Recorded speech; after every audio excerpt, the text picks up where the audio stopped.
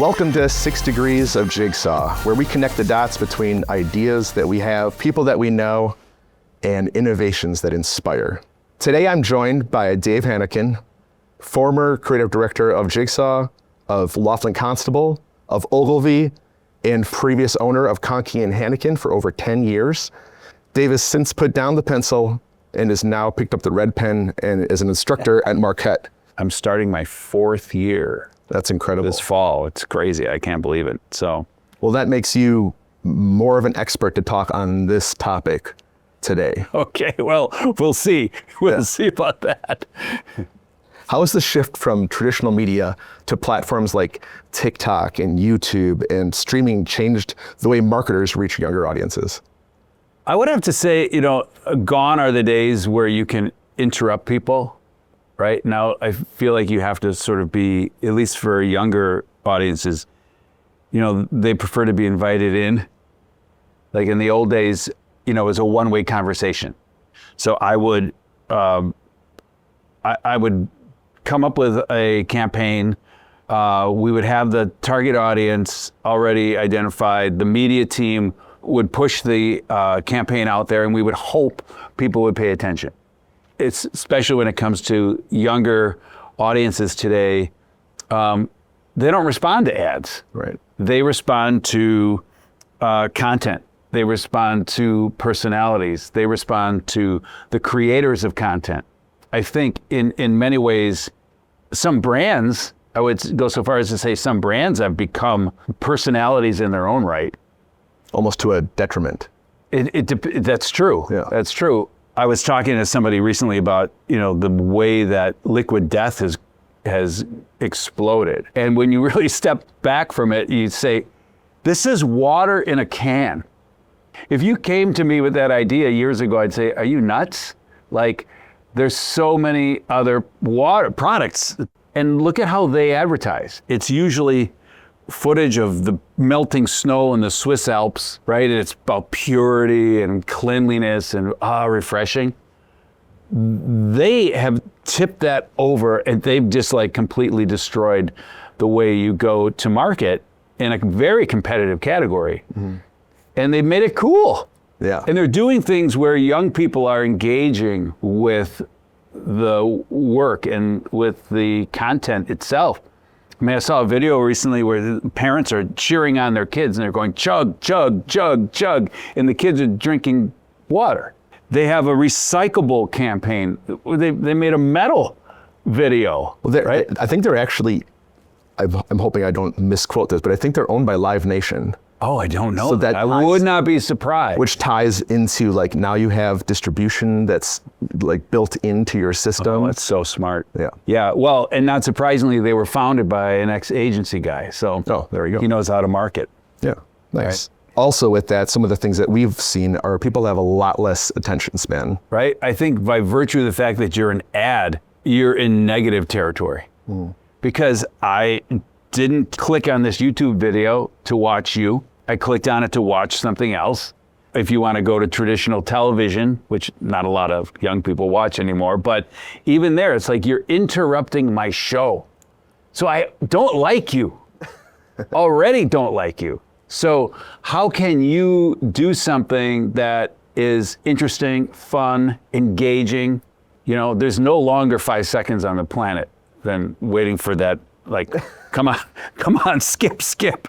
But what if in that 5 seconds, you can engage people, right? So I think in many ways, if you're a smart marketer, you're going to utilize that time in that space. The behaviors of your target audience, I think, is more important than ever. So how do you think that those different behaviors resonate with kids? For people from the ages of 13 to 17 or 13 to 24 differ from those of that would consume traditional media? I think as long as your brand voice stays the same, that's the thing that you got to be aware of. So a good example I found, if you think of the Washington Post.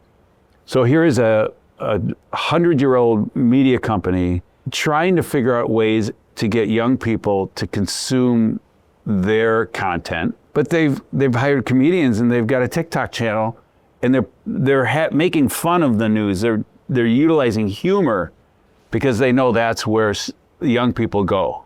Yeah. To TikTok. Nobody's going to the WashingtonPost.com.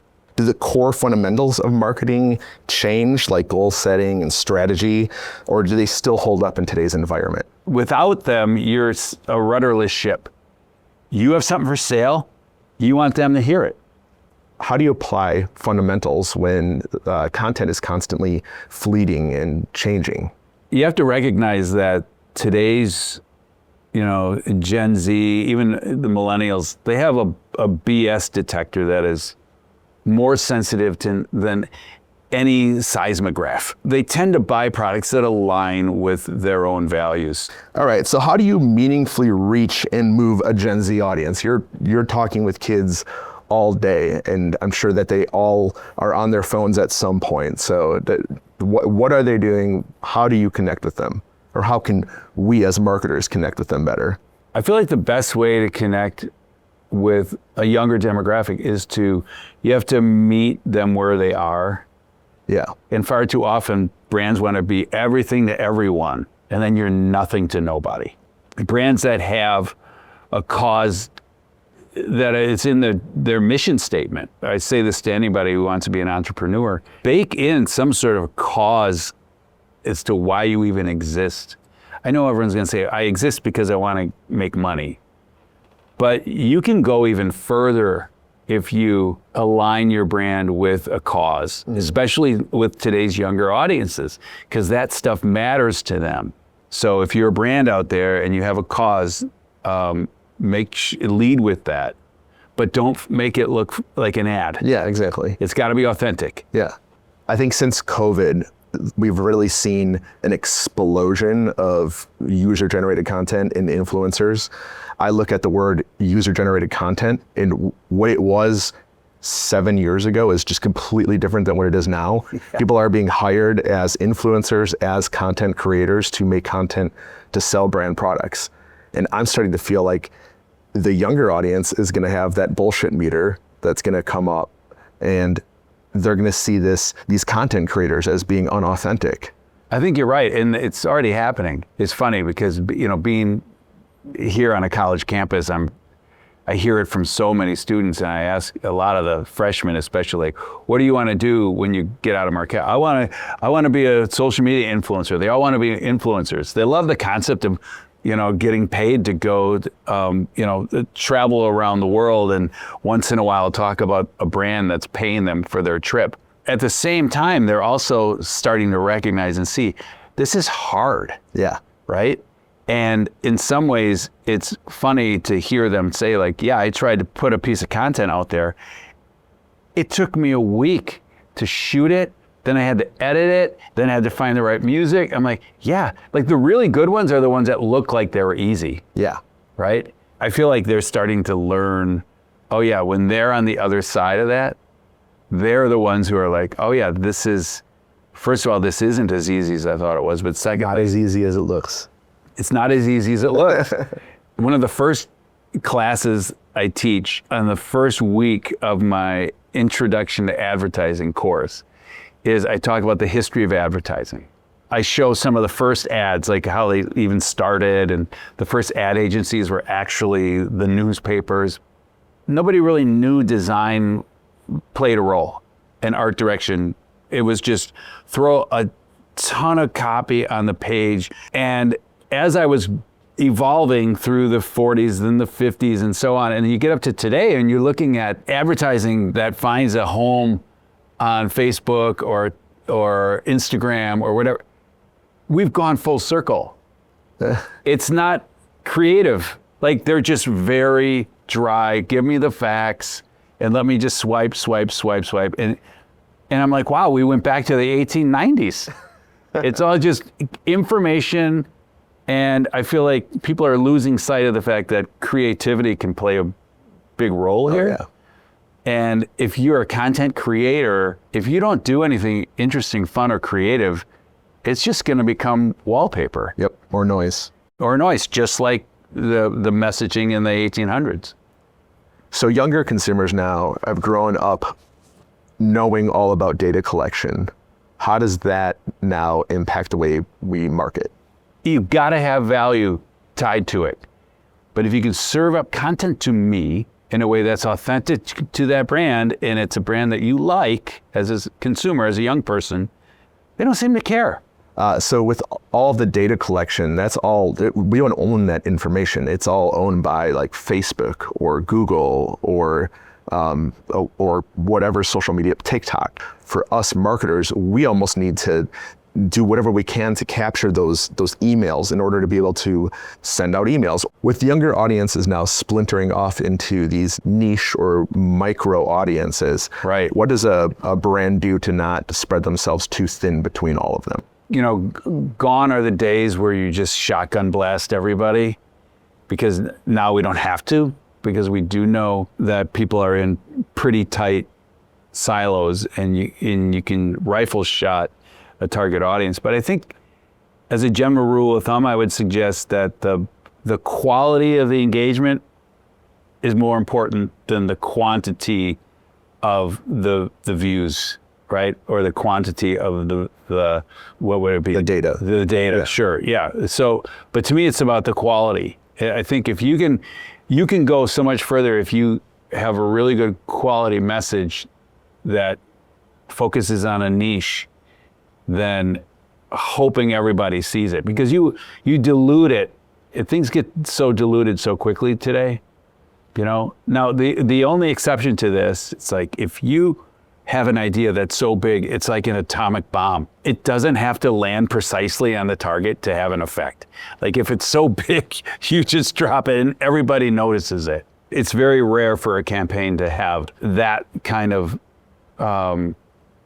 connection to people.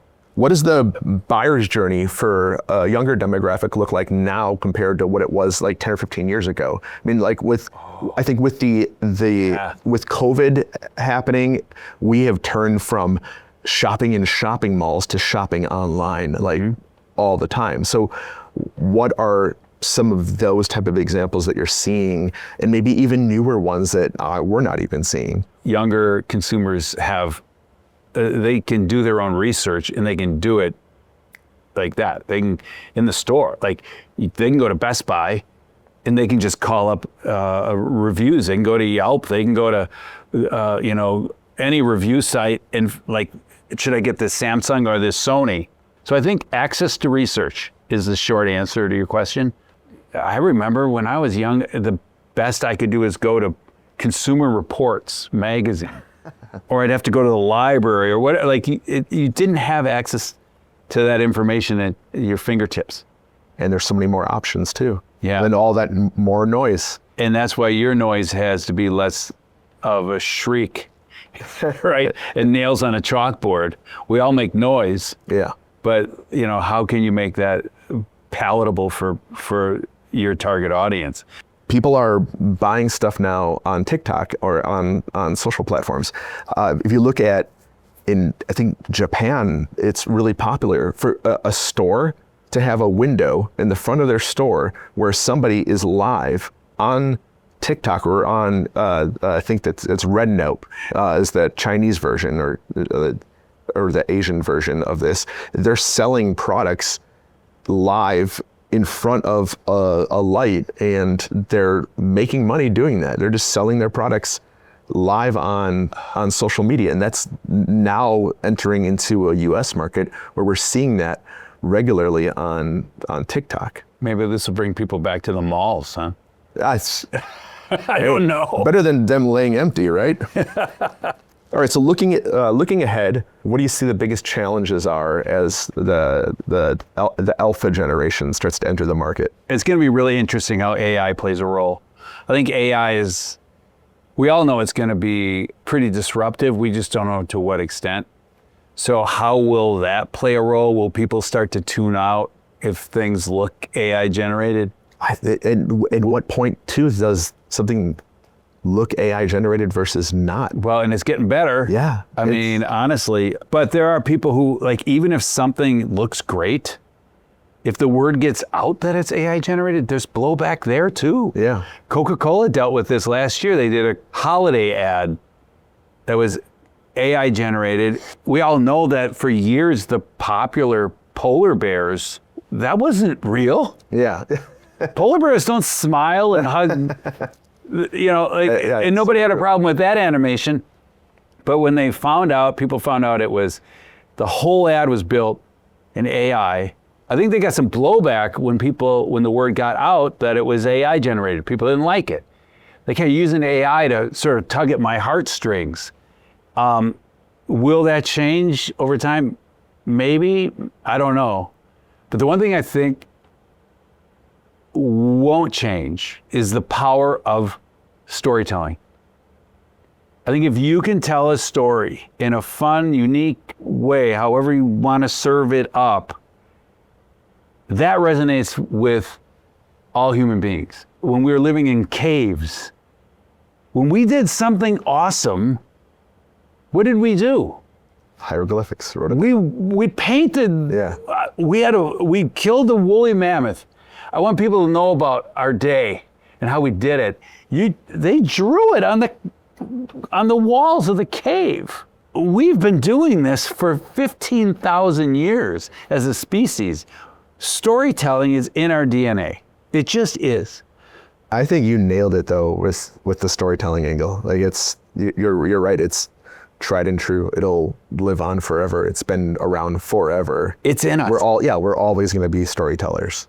Some people don't, but some people are never taught the value of a good story. Yeah, and it's great that you have a generation to pass that along to. Just today alone, you've probably dropped like 50 amazing stories on us, and then found a way to connect each story with a great example or an analogy. It's wonderful. Thanks.